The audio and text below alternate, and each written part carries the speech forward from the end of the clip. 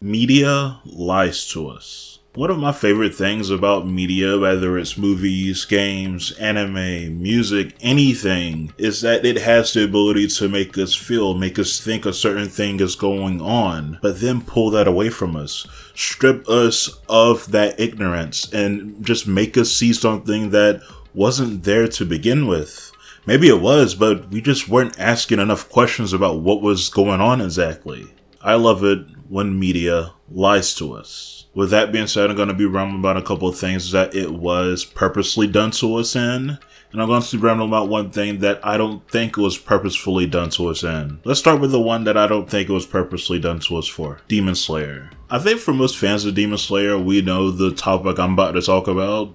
I think for most people that aren't fans of Demon Slayer, they probably haven't heard about this because they aren't in said circles. Demon Slayer's powers. We're all aware of Demon Slayer's powers. They have different breathing styles, whether it's a different element or a different structure of breathing in general. And normally with that comes to spectacular visuals, whether it's fire, whether it's water, whether it's lightning. It has a lot of different elements with it. But one day in the manga, there was a chapter where some people were training, and there were some notes in there by the author that a lot of people weren't expecting. The wording was, and I quote, "Swordsmen don't actually unleash water attacks. People who see this just think they see and feel it." Here's the problem with this saying. This is retconning a lot of things that have already happened in Demon Slayer and that will happen in Demon Slayer.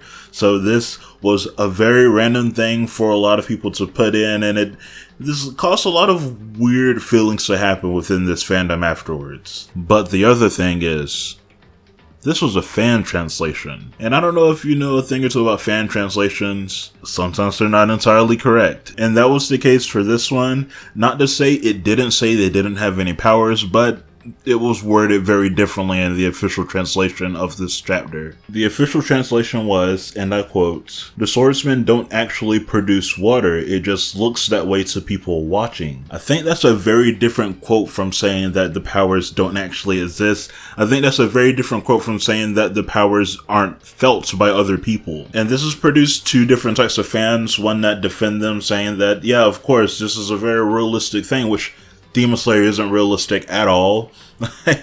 Don't think about that one bit. And the other side that ridicules it at every moment in time because it is something that is weird to put in out of nowhere. I don't think this necessarily had to be explained, but it's fine that it was. Here's my take on it.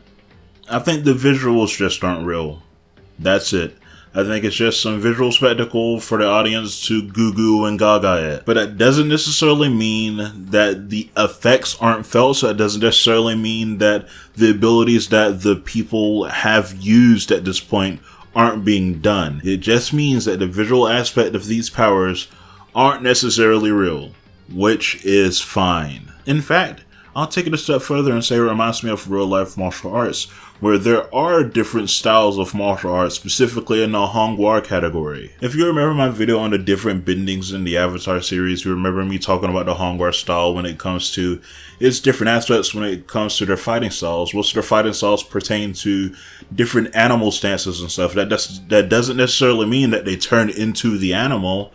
That means that their forms, the way they're fighting, is representative of the animal's animalistic style. That doesn't mean they're going all fours. That doesn't mean they're biting people and ripping them apart. That just means that they feel like their styles are representative of the ferocity of the nature of said animal. And I think they wanted to do a similar thing with the breathing techniques within here. Because not only are there different element breathing techniques, there are also Inosuke's beast style technique, which he does unleash a more animalistic nature in the breathing styles. His swords are even representative of a beast's teeth. So I think this is more of the thing that they were trying to say. This is more of the thing that they were going for. But was it really necessary to say? No, I don't think it was. This is why it's on this category, because I do feel like, in fact, that we were lied to in a sense. But does that change how the story is going to play out? No. They do all still have different superhuman abilities. Their swords do still burn people or freeze people. They do still move as fast as lightning. This is still a show about them fighting demons. It's gonna inherently be a little goofy at times. It just so happens that the visual effects aren't real. And truly speaking, when it comes to the sun breathing, I do think the scar gets bigger. I do think everybody gains a scar. I don't think that's just a visual aspect.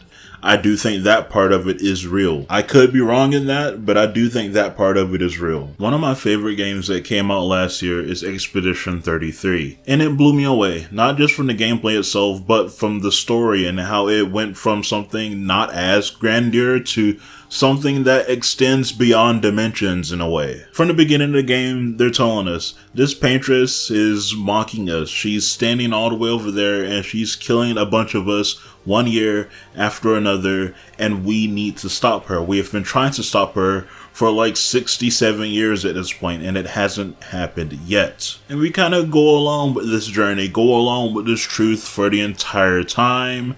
And then we get introduced to Verso. We see Renoir. Renoir is actually the first person we see. And every now and then they start talking about things that we can't understand, about a truth that we don't know about. For some reason, it seems like they're after Mael for no particular reason. They're just saying she's going to cause something major to happen, but they're not saying what. And then they start making things clearer for us.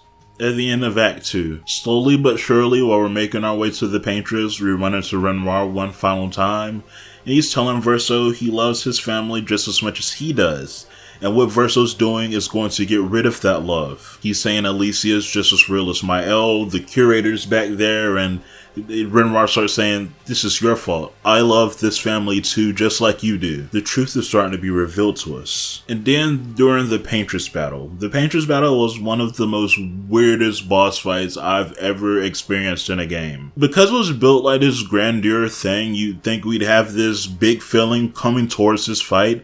But when we approached her, she looked at Verso and Mael and was like, my babies came back. You came back for me. And we're like, no, that's not what's going on at all. And we fight her. We fight this grieving mother who seemingly seems like she's lost her 2 children. And once the fight escalates to its finale, it gets even worse because she's there laying out on the ground, not doing anything else. And we have to finish her off. And on her turn in that moment, she heals one of us. How are we supposed to fight her in this aspect? It felt so bad. And then the truth got even deeper.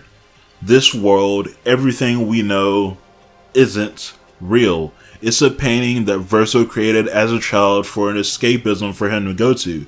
And since the real Verso passed, his mother has been in here grieving, and not only grieving, she's kinda went a little delulu. And she has made painted versions of her entire family, and assumingly, I guess she was going to live the rest of her life within here. But the family in the painting also knows the truth, so you see why the story is getting weird. Verso didn't want to continue being this weird assimilation of a fake kid that he knows he's fake. You know? But he wouldn't have been in here alone by himself if not for the real father coming into play, if not for Clea, Mael and Verso's sister, coming into play. I think Clea was the one that created the Nevrons to try to counteract their mother being in here, and it was Renoir that started to go Maj. He wanted to erase this painting entirely so he can kick all of his family out of here. But it was Aline, the paintress, that was stopping this from happening. But to all of us, it seemed like she was the sole enemy for the entire time, until we realized the truth. Mael is Alicia, the little sister. The real Verso died protecting her. So throughout the story, after realizing the truth, it seems like she may be also dealing with some form of grief, but maybe she's not. And by the end of it, we're dealing with 2 ideologies.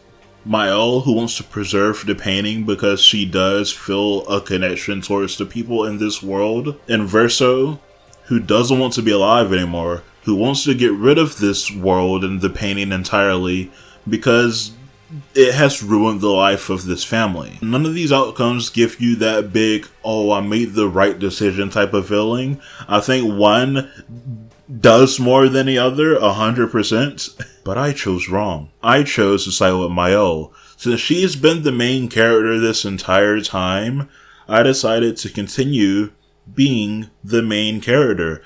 We started this game In this world, I am more attached to these characters than I am to these real world people. I think Mayo's telling the truth when she said she can balance staying in here and going back to the real world back and forth. Let's see Mayo's outcome. She lied to me. She lied. She brought everybody back. Everybody is seemingly enjoying their lives, maybe sort of. Verso doesn't want to be here, so he shouldn't be here, but he is. He's performing. Mayo, she's there, manipulating everything to happen. It's seeming like she hasn't been back into the real world because the paint is starting to cover her own face. She's killing herself, being in this world, making sure all of these people are happy, and assumingly she's happy dying like this as well. And it's killing Verso to live like this. This is one of those cases where it's like the game knew which side you were more than likely going to take. Because we were just following one side for the entire time. It makes sense why we would want to choose Mayo's outcome. We would trust that Mayo would do the right thing. But she doesn't. She's a kid, obviously. She doesn't choose the right thing to do. It's a very tragic outcome to a very tragic tale about you being lied to constantly. You, the player, you're being lied to this by this game, and it sucks. Similarly to that, we have Digimon Story Time Stranger, another game that I just so happened to play last year. And this game has so much to do with time that it will make your head hurt if you try to stop and think about it for 1 second. This game starts you off with you in the future when this tragic event happens that sends you back in time. And you had to figure out how to get back. And along the way, you end up running into this family. This family ends up running into this Ella kid who turns into Agriomon. And you, Agriomon, and the girl Inori try to figure out a way for Agriomon to go back, for y'all to figure out what's happening to this incident, and for you to get back to your own time. But over the course of this game, it seems like Inori and Agriomon grows very close to each other very fast. Inori's brother had died, so it seemed like Agriomon had replaced what her brother represented. And not only that, since I chose the female protagonist, her mother was also gone. I was also a representative of what she was missing from a motherly figure. She was growing very close to us very fast. And Agriomon was to her as well, to the point that I didn't think it was that believable. I was like, why are they so close to each other? We've barely known each other for that long. And I'll continue to say, for Inori's side, it doesn't make sense why she was close that quickly. I guess something about trauma bonding really quickly with somebody, replacing, certain figures that have gone to new figures that have come into your life. That probably has something to do with it. But for Agriomon, it makes more sense after you've continued the story for a bit longer. Throughout the game at different instances, this dark figure has appeared that has done weird things to this world. It first threw the digital egg into the real world, and every time something weird, timey happens, it shows up. Is it helping us? Is it not? It's hard to tell. But things make so much more sense when the incident happens again. During the incident, Inori gets trapped in a time hole, and Agriomon gets possessed with pain and sorrow and this anger that he couldn't save her. He is the dark figure that has been doing this weird time stuff throughout the entire time. Not only that, there are so many different timelines within this universe because he keeps failing to save Inori. No matter what he does, no matter what he goes back to and tries to change, Inori continuously goes missing. And there's nothing he can do to stop it. But maybe he can? It's kind of hard to explain, but the server wanted to kind of sort of interfere with what was going on with Agriomon within this time frame. So they took one of the Agriomon, wiped them off their memory, and turned them into a weird human from the future that could maybe make the other Agriomon and Inori stay together. Maybe that'll change this timeline and maybe things will be right as they should be. I am also an Agriomon. So this was yet another attempt for Agriomon to change history, for Agriomon to save Inori, but our job was to save Agriomon. But in doing so, we also saved Inori, but that's not the main thing to talk about. The main thing is this big truth that was hidden from us. We're also just an Digimon. The future that we were at the beginning of the story wasn't real. We weren't being contacted by our agent to figure out what was going on in Shinjuku. That wasn't our timeline. That didn't exist. It was a memory planted in our head. We were the only person that could see this agent, so anytime we talked to it, nobody else responded to that. Because that was all in our head. That didn't exist. Which is crazy, because he was low-key annoying. He contacted us every moment he got. Anytime something weird or advancing happened, he made sure he talked about our father and different stuff, and none of that was real. All of that was based on an anime that Inori's brother was really into, all the way down to the outfit of the main character's choosing. It was all for Digimon to help Inori. That was all this was. I love when media lies to us, when it hides the truth from us. And with a big reveal like that, it makes the story make so much sense. I very much so understand now why we grew so close to Inori at the fast rate that I felt like it happened. Because so quickly Digimon didn't want to leave. So quickly I felt like I became a part of their group, even though my main thing was to get back to my timeline, assumingly. It all just started to make sense to me. And last, but certainly not least, Nier Replicant. I feel like I said a little bit about Automata before, so I wanted to focus on Replicant this time.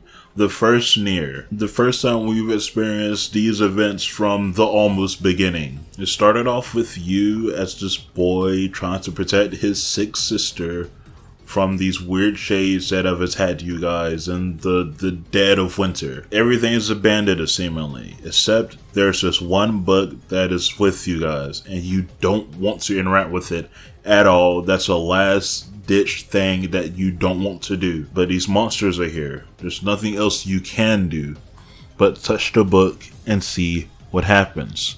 And once you do, you get some powers. You get some cool powers. You start fighting people around. Start seeing what happens when you hurt these monsters and see what's going on. But before we can figure out anything else that was going on, it cuts about 3,000 years later. And what's weird about this, there's no more society, there's no more big buildings. Everything seemingly has regressed. Even you're still the same age. Your sister is still sick 3,000 years later. What exactly is going on? You don't know exactly. These monsters have become more normal around this world and they're constantly aggressive towards us, it feels like. So we fight them more and more, trying to figure out what's going on within this world. And next thing we know, this weird enemy comes down and takes our sister. And it's our mission to get her back. The first time you go through this game, you're definitely playing it from the main character's perspective. These monsters don't talk. This big boss figure doesn't talk. Everything is a target for you to attack and relieve your aggression against, which is exactly how the main character sees everything. This is exactly the thoughts and the feelings that are going through the main character's head.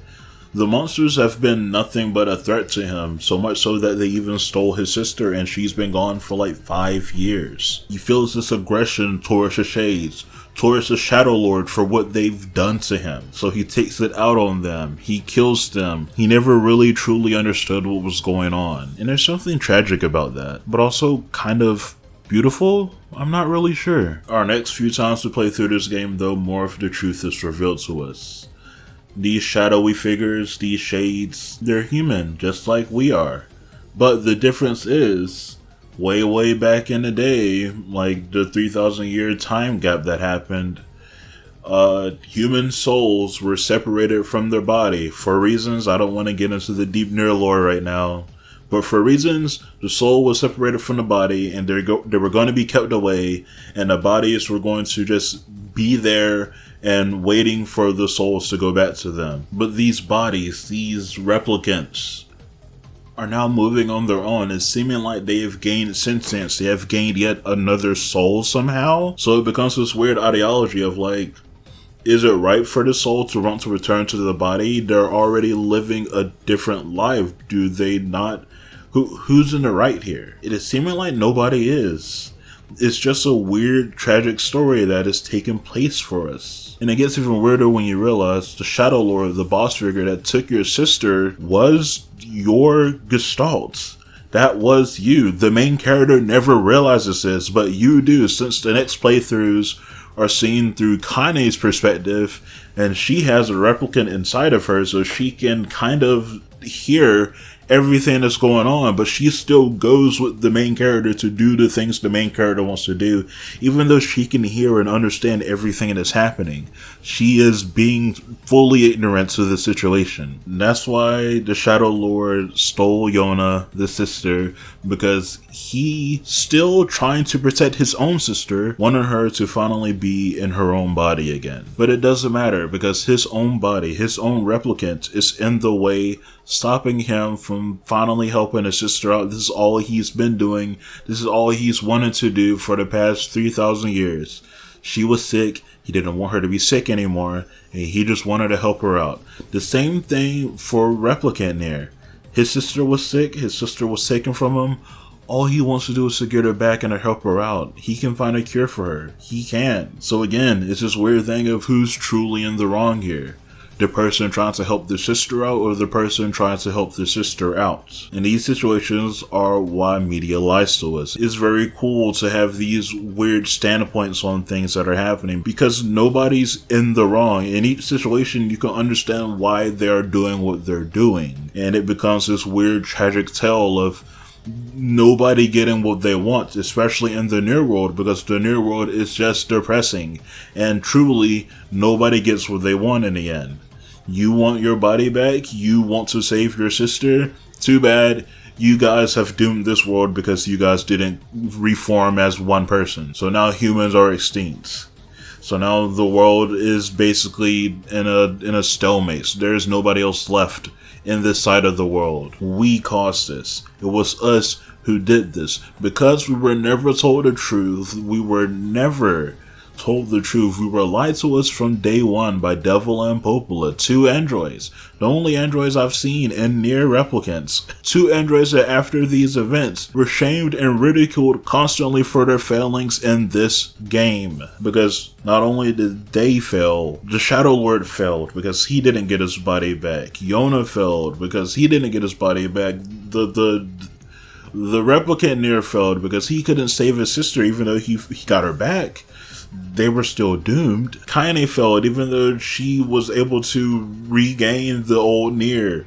Kaine still failed. All the way down to Gwemar Vice, whose sole purpose of being created was so that he and the other Grimoire could use their powers together to rejoin the Gestalt and Replicant into a whole thing so the humans could come back as one. He decided to stick with the Replicant Nier. So he also failed. Everything that could have went wrong did go wrong within this situation. And that's the beautiful thing about being lied to at times. Things like this happen. It's so cool to see things like this unfold before your very eyes. It's so cool to be revealed of a truth that wasn't necessarily that noticeable to you early on. Because you're like, oh, it's a game. I cut people, I fight, that's what I do, it is a game. And the story is built upon that. It's built upon you just assuming this is just a normal game.